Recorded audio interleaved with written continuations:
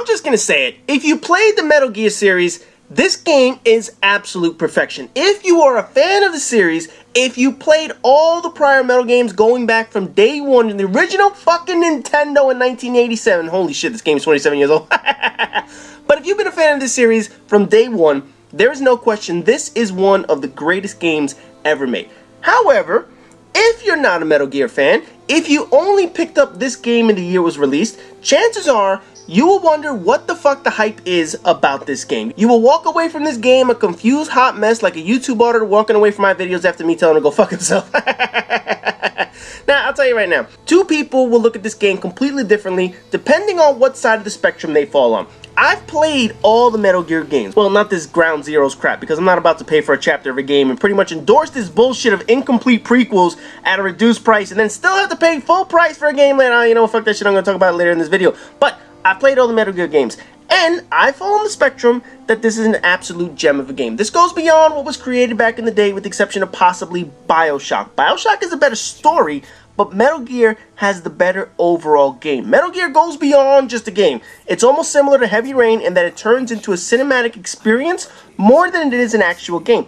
And the funny thing is, for everything I would list as a great part of this game, someone is bound to list this as something that annoyed them in the game. For everything this game does right and wrong for me, someone else is bound to feel 100% the opposite of each one of these parts. The game has brilliant graphics. Brilliant. Matter of fact, some of the level design from this game back in 2008 are still better than some of the graphics we have on games 5 years later. Looking at you, Ghost in Black Ops 2.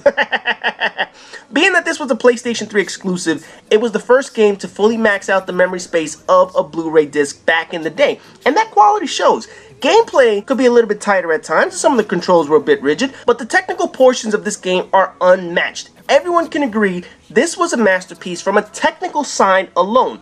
The divisive issue though with Metal Gear is always the story. After 20 years of plot twists, surprises, deception, double crossing and all that crap, the story has turned into one gigantic fucking mess. It started out with a very simple plot. A terrorist group is trying to get hold of a nuclear missile launching walking tank. It's up to the main character, Solid Snake, to stop the terrorists from building and using that tank. And what's the name of that tank? Say it with me now, Metal Gear. See, it's a simple story. Now, what if I told you that after 20 years of convoluted stories, Solid Snake, the main character of the game, has aged due to Werner syndrome and is now old.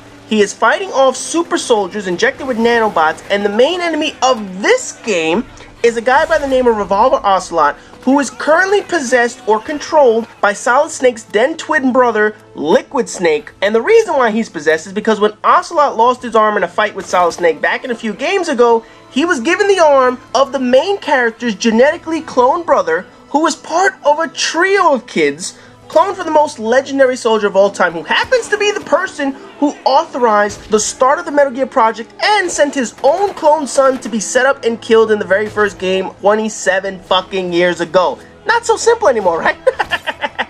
We also have a cyborg ninja, crazy ass boss fights all of these games, switcheroos with clones, a deadly virus implanted inside main characters, and one of those trio of clones of Solid Snake ended up being the President of the United States. See, now you're just talking weird shit.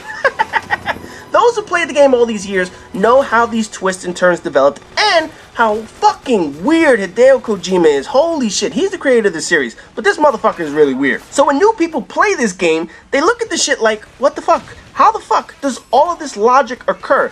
And they tend to get lost in the storylines wondering what the fuck actually happened in prior games. The game doesn't make it any easier for you with all these confusing terms. We have Foxhound, Foxdie, Outer Heaven, Outer Haven, The Patriots, Big Boss, The Boss, Solid Snake, Solid as Snake. It's a shitload of info to absorb and process. Now, once you get past the terminology and the lore of the game, you have the gameplay. At its heart, Metal Gear is a stealth game. Sneak around, avoid enemies when possible to infiltrate their bases, gather intel, and move on. Sure, there are going to be times you need to incapacitate a motherfucker, but the goal of the game is a 0-kill run-through. To achieve the highest ranking in the game, 0 kills is your goal. And this is going to confuse people, mainly because of the massive arsenal you are given in this game. You can buy guns off of a dude named Drebin, lethal guns. However, if you want to maintain that 0-kill goal, you can only use the guns that are tranquilizers. No M4s, no G3s or MP5s or whatever the fuck you want to use. Just tranquilizer guns or guns modified into using tranquilizer darts. So a new player to the series will look at that arsenal, save up all their money to buy the coolest gear and shit,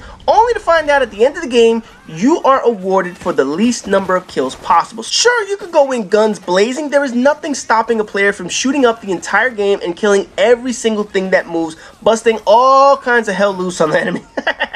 However, when you receive your final rank in the game, be prepared to see that you were supposed to use a bit more tact and stealth. Although I think there's an award that says you didn't even try to bother with stealth. If I'm not mistaken, there's an award for something like this motherfucker wasn't even trying to hide or some shit like that. But anyway, man, one of the main things that's been a staple of Metal Gear games has been boss fights. Oh, the boss fights you will have in these games. They're a throwback to the days when every level ended in a boss fight. You know, with games becoming more realistic and more like cinematic experiences, the old-fashioned boss fights have become a thing of the past. Gone are the days of Mega Man where you ended each level with a boss fight. In now are games like Uncharted, where levels rarely have boss fights and it's just you and major action sequences, and they all flow from chapter to chapter to chapter.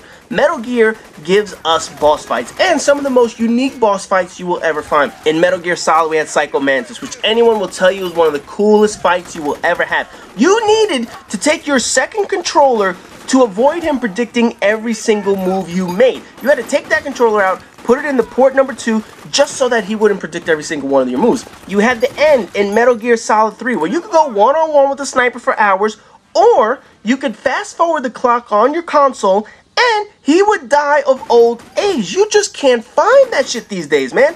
In this game, the bosses mimic all the iconic bosses from the very first Metal Gear Solid game. They took the names and traits of the first bosses, like Sniper Wolf in the first one, who's now Crying Wolf in this one. Raven in the first game is now Raging Raven in this game.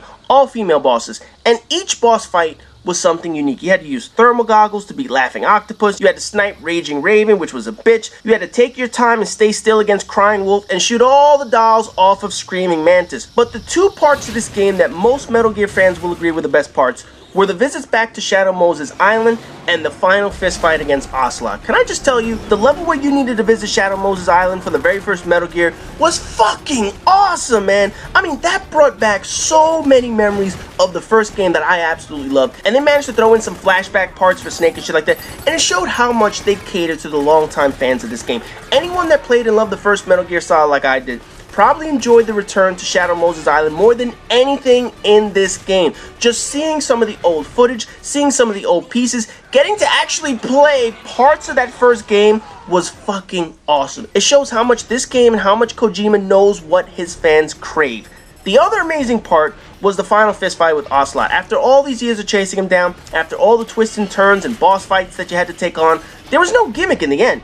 It was just a straight up fist fight until the end. The music alone was fantastic. And once it was over, those that took the journey for the past 27 years realized it was all worth it. The series came to an appropriate end for Solid Snake. He finished the job he was sent to do all those years ago, and you got to relive one of the greatest games from the original all the way back in the day.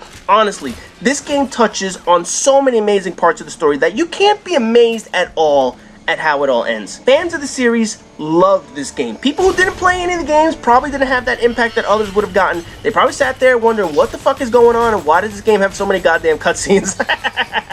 Now, which in all honesty, that's a pretty fair criticism. You spend half the game in actual gameplay and the other half of the game in cutscenes, which are amazing graphics, by the way. It tells the intricate storyline. It's beautiful to watch, it's beautiful to listen to, but at the same time, it's an issue that new players would have to the game. I mean, just look at the visuals in the background. How much gameplay do you see? It's mostly just cutscenes, and chances are I would be on the verge of a bannable video in the Hipfire commentary series because there's no gameplay. I basically walked away from 2 tanks and this entire gameplay. Look, the reality is this game wasn't meant to be for a casual fan or a gamer. It was meant for the people that have been with this series from the very beginning all the way back to the very first game on the old Nintendo system. To a Metal Gear player, this game is perfection. To a non-Metal Gear player, this game made absolutely no sense at all. That's why this game can be so polarizing, simply for the fact that people don't quite understand it. Although this game gives Snake his closure and creates what appears to be a true ending to the story, we're still getting Metal Gear 5. Much like the prior games, this one is going to be jumping back in time again. This is going to show why Big Boss made all the decisions he made all those years ago. And I have to point out one thing that irks me, and that's this Ground Zero bullshit. I refuse to buy one chapter of a game. I don't care how cheap it is. I don't care how much content is in the game. I can't pay for just one chapter of a game. Can you imagine that? Can you imagine if companies start making you pay per chapter? Oh, get the fuck out of here. We already sort of do that with DLC and all this bullshit where people keep expanding on stories. I don't want to pay for a damn chapter and then have to still pay for the whole fucking game. No, no, no, no, no. I want to pay for the whole fucking game. Because of that, I skipped Ground Zeroes, and I'm just going to have to wait for the full version of the game. I'm pretty sure there's going to be a bundle edition or a Game of the Year edition, whatever the fuck it is that has both games. But I'm not going to go out and buy Ground Zeroes and the Phantom Pain when it's the same fucking story. Fuck that shit. I am not paying for a chapter of a game. I am not paying for a prequel. Give me the full product. Just imagine giving Activision or EA an inkling that people are willing to just pay for chapters of a game. Can you imagine how short of a game Call of Duty Battlefield will become if they knew that? Can you imagine that shit? Oh, here's a $60 version of Call of Duty, but we're also going to sell you the ending of the story in DLC. You can buy each chapter online for the low, low price of $49.99 a piece. What a bargain that is. Get the fuck out of here with that shit, man. I love Metal Gear, but I love my money more than I love this series. So I will keep my money until the full product is released. Fuck all that bullshit, man. But either way, this game, the one that we're looking at in the background, will certainly top many lists of best game on any console. I have this game in my top 5 all-time games on my PlayStation 3 console that I play. I know the game isn't perfect. I know it's not accessible to non-Metal Gear fans, and it's a very difficult story to understand, but that's part of the charm of the game. This wasn't meant to be a watered-down version of a game. I'm sure people can appreciate when a game sticks to its roots and avoids becoming too mainstream and too bland to appeal to everyone. It doesn't appeal to everyone. It's not supposed to, and that is what makes this game so damn good. Anyways, I had to finish off the week with a bang, and sure enough, we go out one of the greatest games ever created for PlayStation 3. So that does it for this week for all the PlayStation 3 console exclusives. Next week, we're going back to some normal Call of Duty videos, some hipfire commentary videos, so we're going to get a break from the Goodbye PlayStation series, then we're going to pick it up back in 2 weeks. So as always, rate, comment, subscribe, and all that good shit, and I'll see you in the next video.